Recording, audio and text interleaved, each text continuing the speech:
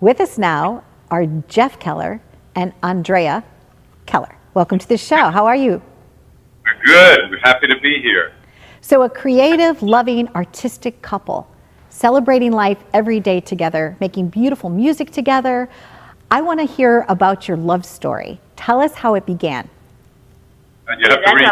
You got to read the book. She wrote a book actually that's published in Brazil. It's called Two Lives.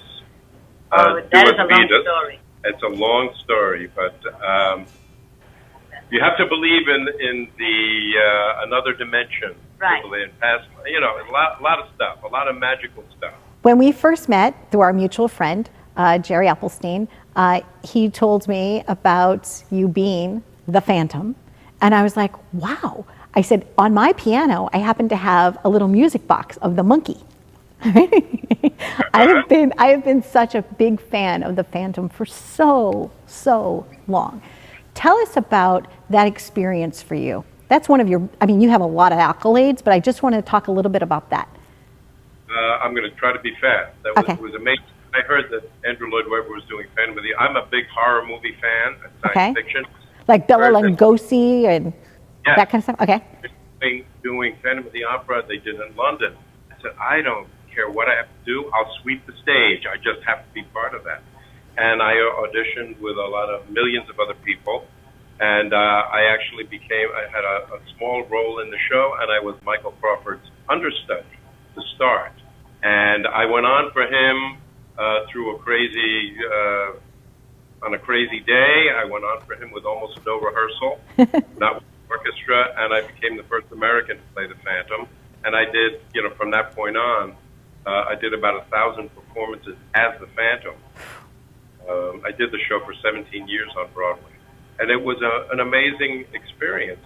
The most amazing part was that was the medium through which I met my wife, Phantom of the Opera.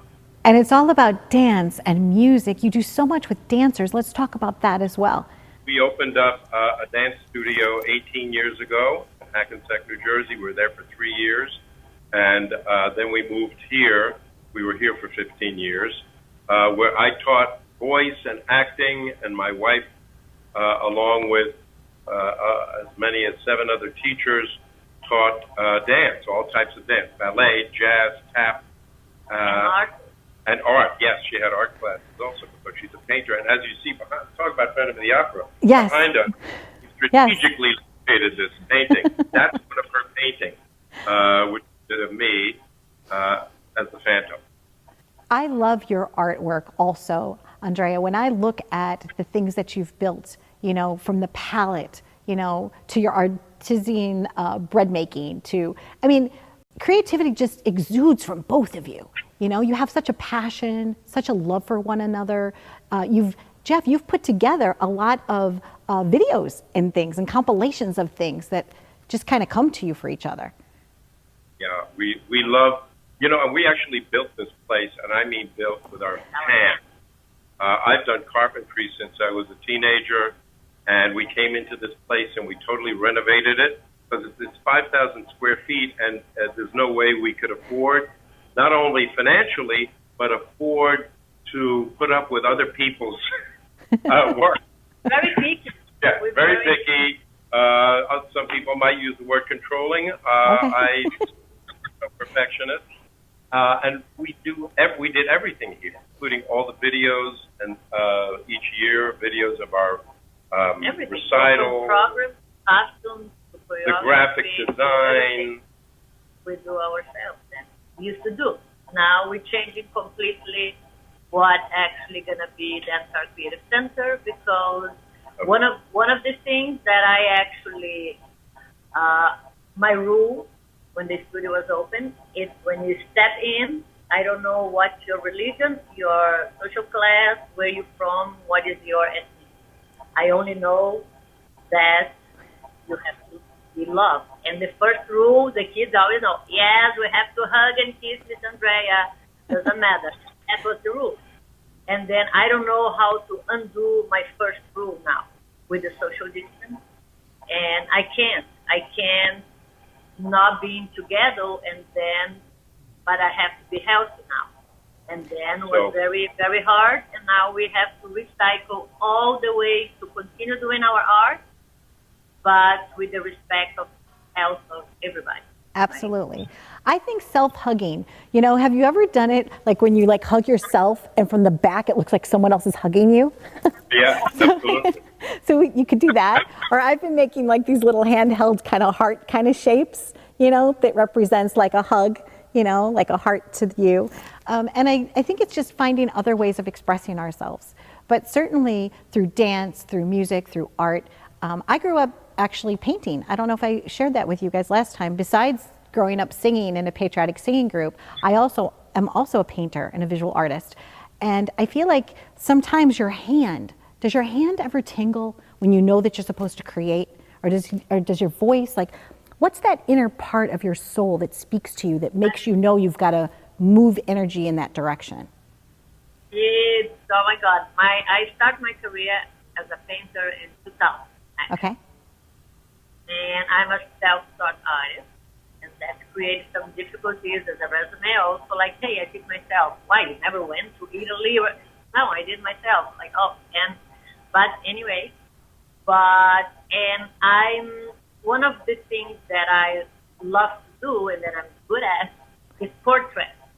Because through this career, through these years, right, through these 20 years, it's people like bring me, oh, can you do a photo, my wife died, blah, blah, blah, blah, blah. They bring me like this black and white photo, this tiny, and I want to give, or whatever, the kids want to give to the dad, blah, blah, blah. And whatever you said, and for bizarre, that's what I said, my life is very mystical. I believe in a lot of things that is all around, right, this energy. And I think that most of the portrait that I did, especially people that pass away, that tingling, that voice, that thing, and then suddenly like, I just have to finish the painting. It's not just a tingling. They speak to her. And then I write it down and stop because I said, this is in my brain, but what the heck? And then when I delivered the painting, I said, okay, call me crazy, this is the painting, but this is what's happened over here. And then the reaction when the painting is delivered and stuff, it's like I have a few letters written, and it's like, okay, maybe I'm not so crazy, maybe actually this exists, but yes, the tangling, the voice, it's something that it has to be expressed there. I'm going to get very personal with you for a second, okay? Have you decided to start on a portrait of your mom yet? I know that she recently crossed over. Are you there yet? Are you able to express yourself yet on canvas? I did a few already when she was alive. She was very pretty and very vain. That's one of her things. And now I want to do one of me and her. Beautiful. That is so beautiful. You know, my mom lives in heaven also, and I love my mom dearly. And, you know, you talk about like mystical signs. My mom always sends me like yellow roses, and they just show up, and magical, beautiful things happen. And right when I first got to meet the two of you, your mom crossed over, and, you know, you both have the biggest hearts. And a lot of people in our industry sometimes are cold and callous, and they're not really celebratory of other people's talents. And I know for a fact that through all the accolades that you both have, that you have the most generous of spirits. So I do want to ask you, Jeff, too, besides the beautiful portrait that your wife did of you, do you have any phantom memorabilia? Did you keep anything? Like, did you keep a mask, or did you keep like something cool? My dresser gave me my mask. One year, I had to do a concert in Brazil, and we forgot to bring the mask. Okay. And there's a way to, you know, people volunteered to try to make a mask, and it was just not working out. Wound up having to sing the number without the mask, and Okay. I totally bizarre. I felt naked. You know, I'm not one of those actors that you're like method actor. I have to have, you know, prepare and all that stuff, but that has become such a part of me for so many years that it was weird. Do you know when you're doing a live performance, Jeff, from the very first note, if you're on? Does it start with that first note, getting that first note right? Interesting. Usually it's with the first note. And yes, sometimes it's not until the first note. Okay. So it's third kind of thing. I remember last summer I had a big concert to do in Brazil, and I was having some vocal trouble, and I don't know, and I'm pacing backstage, and I don't know what's going to happen till I get out there, and I come out, and the first note, now I know the evening is going to be okay. And I get or it's not going to be okay. I have to use every ounce of technique I ever learned to get through this 2 hours. Well, I wish you guys all the best. Thank you for spending a little time with us. Thank you. Our pleasure. Okay, until we meet again.